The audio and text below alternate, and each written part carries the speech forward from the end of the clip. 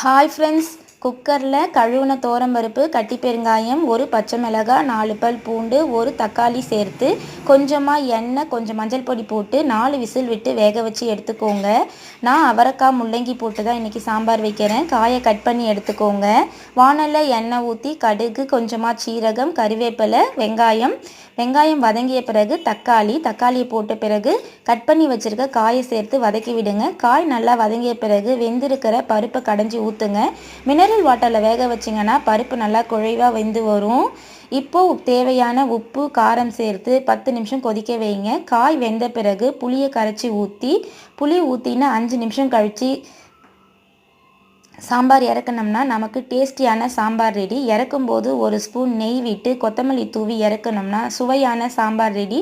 நீங்களும் இதே மெத்தடில் செஞ்சு பாருங்கள் ஃப்ரெண்ட்ஸ். இந்த சாம்பார் பிடிச்சிருந்ததுன்னா லைக் பண்ணுங்கள், ஷேர் பண்ணுங்கள், சப்ஸ்கிரைப் பண்ணுங்கள். தேங்க்யூ.